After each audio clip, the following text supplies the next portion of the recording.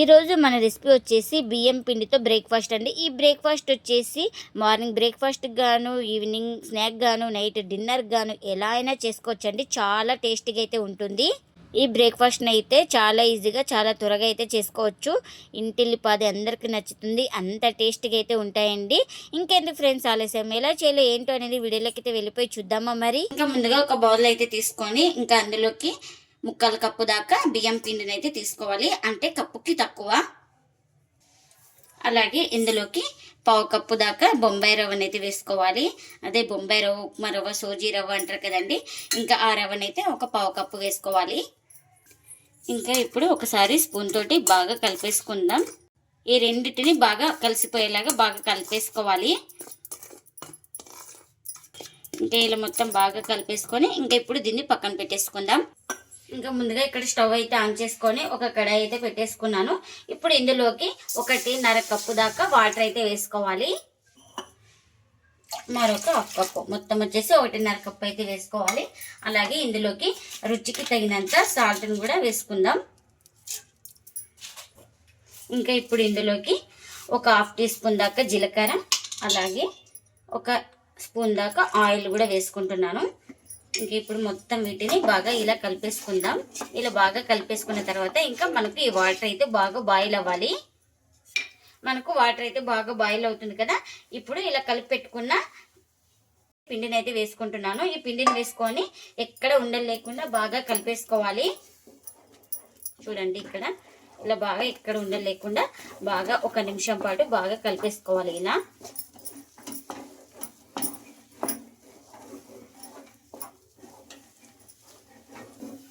ఇంకా ఎలా కలుపుతూ ఒక 2 నిమిషాలు అయితే పిండిని అయితే ఉడికించుకోవాలి. అప్పుడు మనకు రవ్వ బియ్యం పిండి అనేది బాగా ఉడికిపోతుంది. ఇంకా ఇలా ఒక 2 మినిట్స్ తర్వాత అయితే ఇంకా స్టవ్ అయితే ఆఫ్ చేసుకొని పూర్తిగా చల్లారనివ్వాలి. ఇంకా నేను ఇక్కడ ముందుగా 1 కప్పు బఠానీ అయితే తీసుకొని నానబెట్టేసుకొని ఉడికిపెట్టుకున్నానండి. ఇలా చూడండి, ఇలా బాగా సాఫ్ట్గా అయితే ఉడికిపెట్టుకున్నాను. ఇంకా నేను ఇక్కడ తెల్ల బఠానీ అయితే తీసుకున్నాను. ఈ తెల్ల బఠానీని ఒక 6 అవర్స్ అయితే నానబెట్టేసుకొని ఉడికిపెట్టుకోవాలి. ఇంకా వీటిని ఇప్పుడు ఒక మిక్సీ జార్ అయితే తీసుకొని ఇంకా ఇలా ఉడికిపెట్టుకున్న బఠానీని అయితే వేసుకుంటున్నాను జార్లోకి. ఇంకా ఇప్పుడు మూత పెట్టేసుకొని వీటిని బరకగా గ్రైండ్ చేసుకోవాలి. ఇలా బరకగా గ్రైండ్ చేసుకున్న తర్వాత ఇప్పుడు ఇందులోకి ఇలా చిన్నగా కట్ చేసుకున్న మిర్చి అయితే వేసుకుంటున్నాను. అలాగే ఆనియన్స్ కూడా చిన్నగా కట్ చేసుకొని వేసుకోవాలి.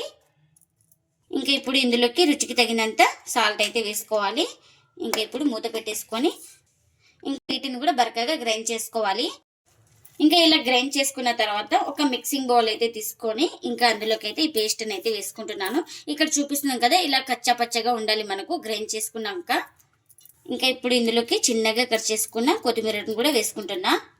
ఇంకా ఇప్పుడు ఇందులోకి ఒక పావు టీ స్పూన్ దాకా పసుపు, ఇప్పుడు ఇందులోకి ఒక పావు టీ స్పూన్ దాకా గరం మసాలా, ఇంకా ఇవన్నీ వేసుకొని ఒకసారి బాగా కలిపేసుకుందాం. ఇలా ఇంకా ఇందులోకి ఇప్పుడు ముందుగా ఉడికించుకున్నాం కదా బియ్యం పిండి అలాగే రవ్వ వేసి ఇంకా చల్లారిన తర్వాత అయితే ఇంకా ఇలా వేసుకొని బాగా కలిపేసుకోవాలి. ఇంకా ఈ పిండిని కూడా వేసుకొని మొత్తం ఇలా బాగా కలిపేసుకోవాలి. స్మాష్ చేసుకుంటూ ఇలా మొత్తం బాగా కలిపేసుకోవాలి, అన్నీ కలిసిపోయేలాగా. ఇంకా ఇలా కలుపుకున్న తర్వాత మనకు ఇలా చిన్న చిన్న బాల్స్ లాగా చేసుకోవాలి. ఇంకా కాస్త పిండి ముద్దను తీసుకొని ఇలా రౌండ్గా చుట్టేసుకోవాలి, ఎక్కడ క్రాక్స్ లేకుండా. ఇంకా ఇలా చేసుకున్న తర్వాత ఇంకా ఇప్పుడు ఇంకొక చేతిలో పెట్టుకొని ఇలా లైట్గా ప్రెస్ చేసుకోవాలి. లైట్గా ప్రెస్ చేసుకొని ఎక్కడ క్రాక్స్ లేకుండా ఇలా ఒత్తుకోవాలి బాగా. ఇంకా ఇప్పుడు దీన్ని ఒక ప్లేట్లోకి అయితే తీసుకుంటున్నాను. ఇంకా మనకు నచ్చిన సైజులో తీసుకోవచ్చండి. చిన్న కావాలంటే చిన్నగా, కొంచెం లావుగా కావాలంటే లావుగా, ఇలా బాగా రౌండ్గా చేసుకొని ఇలా ప్రెస్ చేసుకోవాలి. ఇంకా ఇప్పుడు దీన్ని కూడా ప్లేట్లోకి అయితే పెట్టేస్తున్నా.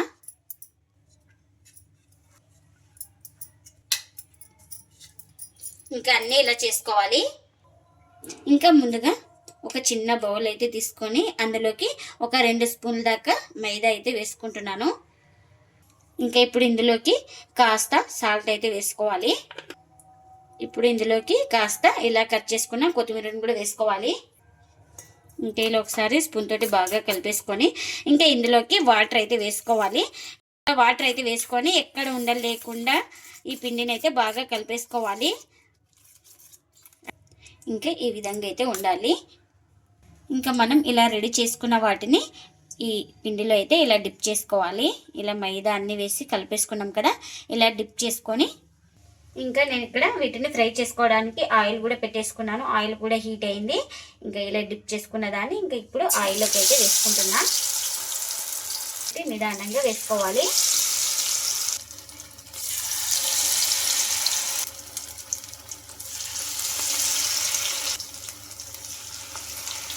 ఇంకా మనకు కడాయికి ఎన్ని పడితే అన్ని వేసుకోవాలి. ఇంకా ఒక సైడ్ కాలిన తర్వాత ఇలా మరో వైపుకి అయితే టర్న్ చేసుకోవాలి నిదానంగా. అటు ఇటు తిప్పుతూ మంచి కలర్ వచ్చే వరకు అయితే ఫ్రై చేసుకోవాలి. వీటిని అయితే క్రిస్పీగా వచ్చే వరకు ఫ్రై చేసుకోవాలి. ఇంకా మనకు ఇవైతే బాగా రెడీ అయిపోయినాయండి. ఇంకా ఒక ప్లేట్లోకి అయితే తీసుకుంటున్నాను. ఇలా బాగా క్రిస్పీగా వచ్చే వరకు ఫ్రై చేసుకోవాలి.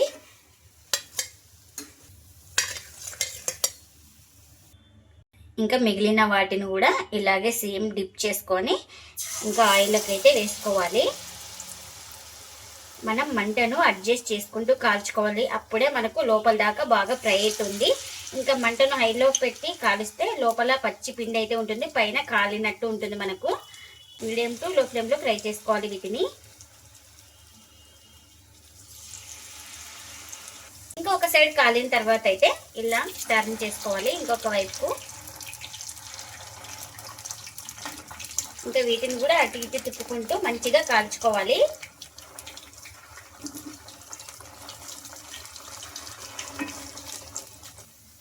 ఇంకా అన్ని ఇలానే ఫ్రై చేసుకోవాలి. బియ్యం పిండితో ఈ రెసిపీని అయితే చాలా ఈజీగా చేసుకోవచ్చండి. ఈ రెసిపీ వచ్చేసి మార్నింగ్ బ్రేక్ఫాస్ట్ గాను, నైట్ డిన్నర్ గాను, ఈవినింగ్ స్నాక్ గాను ఎలా అయినా చేసుకోవచ్చు. చాలా టేస్టీగా అయితే ఉంటాయండి. మనకు ఆయిల్ కూడా తక్కువ అయితే పీలుస్తుంది. ఎప్పుడు ఒకే టిఫిన్ కాకుండా ఇలా వెరైటీగా చేసి పెడితే పిల్లలు కానీ పెద్దలు కానీ ఎవరైనా కానీ ఇంటిల్లిపాది అందరికీ నచ్చుతాయండి. అంత టేస్టీగా అయితే ఉంటాయండి. నేను ఇక్కడ వీటిని సాస్తో అయితే సర్వ్ చేస్తున్నాను. ఇంకా చూడండి చూపిస్తాను. లోపల కూడా బాగా మనకు కుక్ అయిందండి, బాగా ఫ్రై అయిపోయింది. మీరు కూడా తప్పకుండా ఒకసారి బియ్యం పిండితో ఇలా ట్రై చేసి మీకు ఎలా వచ్చిందో కామెంట్ అయితే చేయండి ఫ్రెండ్స్. ఇదండి ఇవాళ బ్లాగ్. ఈ వీడియో కనుక నచ్చితే ప్లీజ్ లైక్ చేయండి, షేర్ చేయండి, కామెంట్ చేయండి. అలాగే లైక్ చేసి సపోర్ట్ చేయండి friends. Thanks for watching. Bye bye.